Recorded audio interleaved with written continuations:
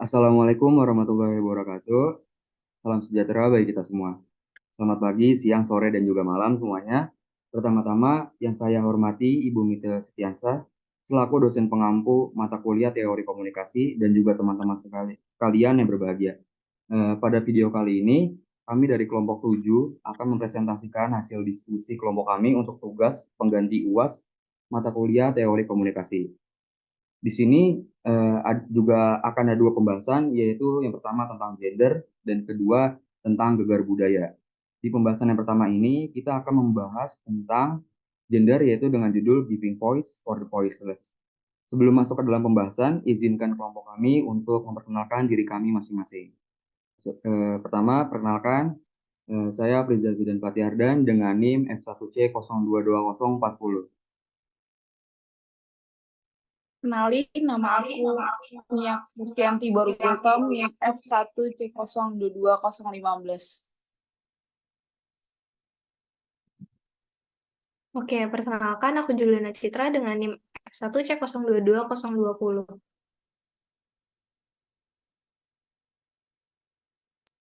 Oke, kenalin nama aku Anissa Nur Afi dengan NIM F1C022024.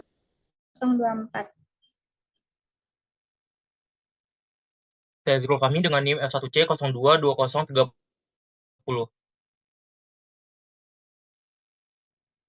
Sebelumnya pertamanya ada table of content, yaitu ada latar belakang, kemudian ada pembahasan, dan juga diakhiri dengan kesimpulan. Yang pertama, ada latar belakang yang akan disampaikan oleh rekan saya. Nah, sekarang saya akan menjelaskan gimana latar belakang.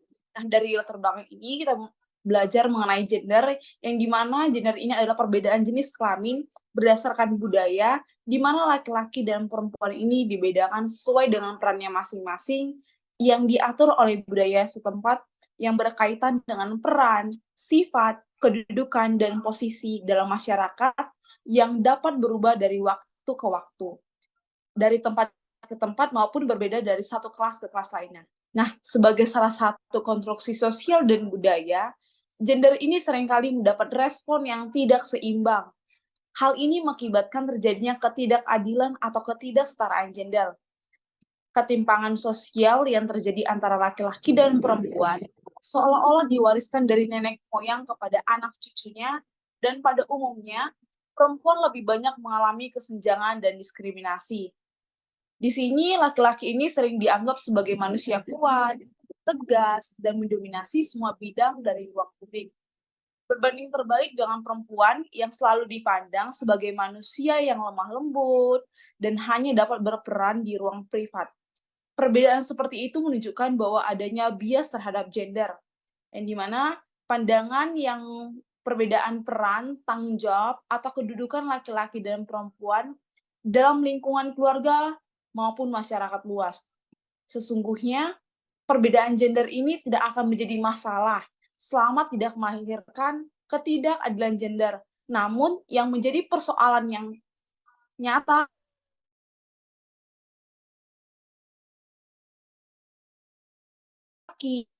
dan terutama terhadap kaum perempuan.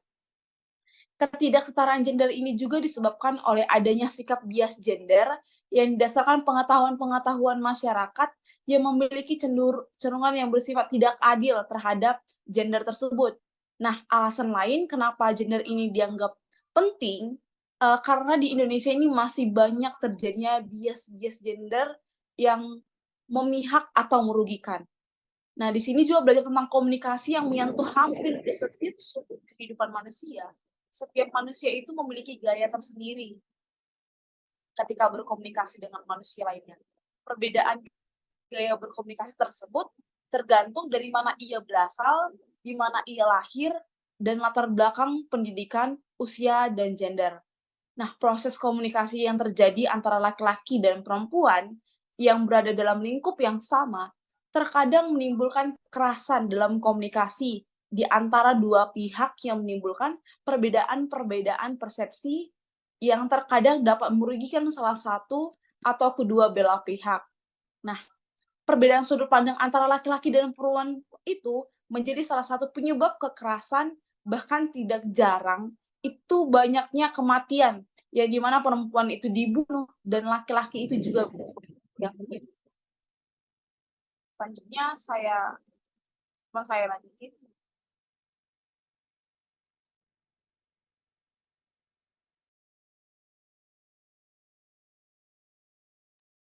Setelah masuk ke permasalahan, di sini yang pertama itu ada ketidakadilan dalam penyuaraan keluh kesah dan pengekspresian emosional antara laki-laki dan perempuan.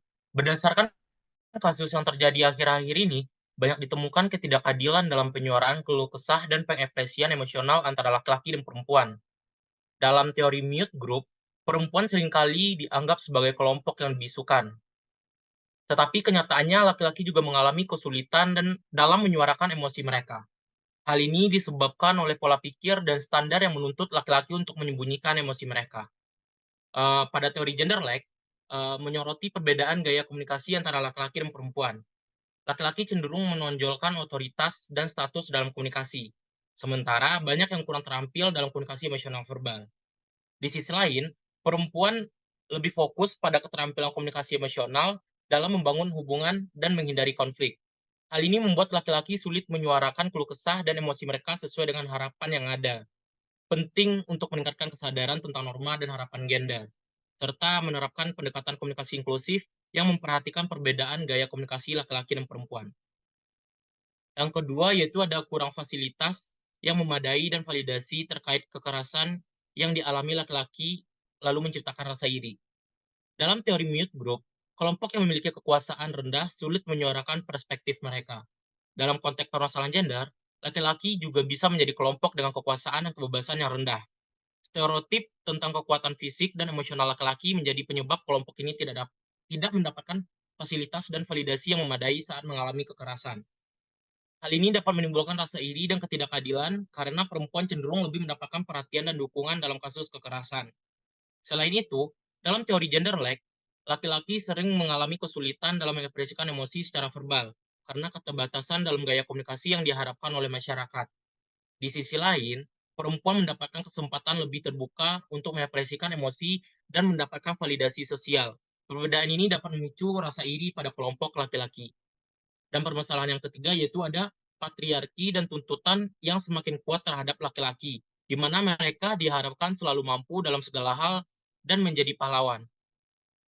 Teori mute group menjelaskan bahwa kelompok dengan kekuasaan rendah sulit menyuarakan perspektif mereka karena didominasi kelompok yang lebih berkuasa.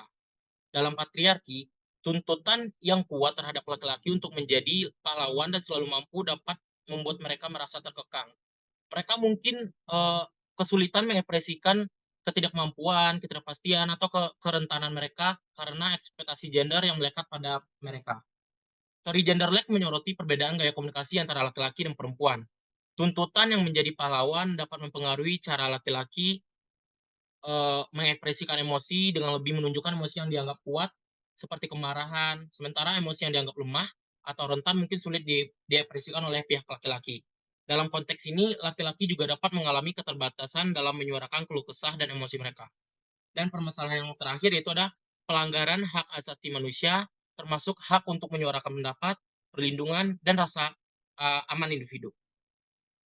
Teori mute group mengemukakan bahwa kelompok dengan kekuasaan rendah dalam masyarakat seringkali kesulitan dalam menyuarakan pengalaman dan perspektif mereka. Terlepas dari kelompok perempuan yang dianggap sebagai kelompok yang sering dibisukan, kelompok laki-laki juga sering menghadapi hambatan dan dalam menyuarakan pendapat mereka. Karena dominasi dan ekspektasi yang ditetapkan oleh masyarakat dengan norma gender yang sudah berkembang dari dulu. Dalam konteks teori mute group, laki-laki dan kelompok lain dengan kekuasaan yang lebih rendah mungkin mengalami pelanggaran hak mereka untuk menyuarakan pendapat dan mendapatkan perlindungan dalam rangka mendapatkan pengakuan dan partisipasi yang setara dalam komunikasi publik. Tidak memungkiri juga kemungkinan terjadinya pelanggaran yang dilakukan laki-laki karena stereotip dan norma gender yang berkembang secara tidak langsung menuntun laki-laki untuk menggunakan kekerasan demi mendapatkan validasi dan juga rasa hormat.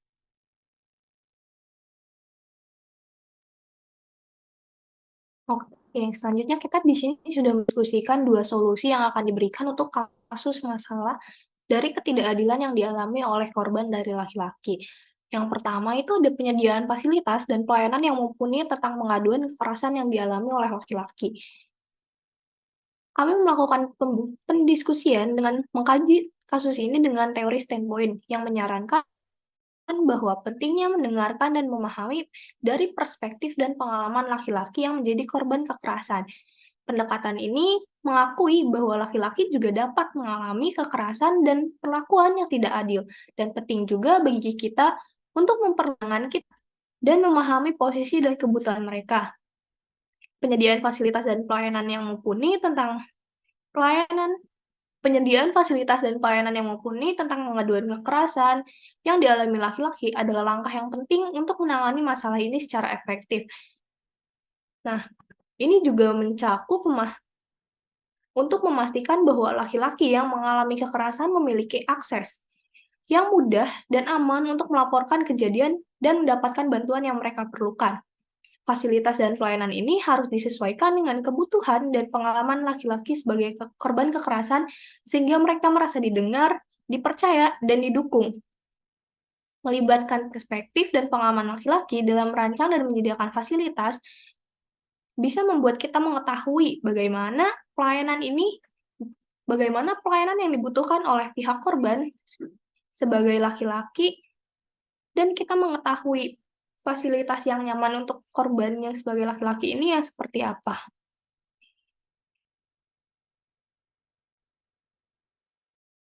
Oke, yang kedua ada pemberian pemahaman dan sosialisasi tentang bagaimana menyuarakan atau menyatakan kekerasan yang dialaminya yang harus diapresiasi, bukan dinormalisasi. Jadi jika dilihat dengan teori standpoint, pemberian pemahaman dan sosialisasi tentang cara menyuarakan atau menyatakan kekerasan yang dialami laki-laki dengan penekanan pada apresiasi daripada normalisasi adalah langkah penting dalam menangani masalah ini secara tepat. Dengan menerapkan teori standpoint, nantinya dapat mendukung solusi yang memperhatikan keberagaman pengalaman dan perspektif individu, serta menghargai pengalaman laki-laki sebagai korban kekerasan. Dengan demikian, pemberian pemahaman dan sosialisasi yang mengapresiasi daripada normalisasi menjadi pendekatan yang sesuai untuk mencapai keadilan dan kesetaraan gender yang lebih luas. Oke, selanjutnya kita masuk ke dalam kesimpulan. Setelah tadi disampaikan dengan pembahasan, kita akan narik kesimpulan. Jadi, ketidakadilan gender dalam komunikasi adalah isu yang relevan. Di sini itu bukan hanya perempuan yang kesulitan untuk menyuarakan keluh kesah dan emosinya, akan tetapi laki-laki juga merasa dibatasi dalam ekspresi emosi dan juga untuk meluapkan keluh kesahnya.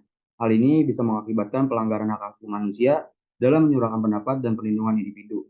Dan hal ini juga dapat membuat permasalahan lain yang salah satunya dipengaruhi oleh gaya bicara.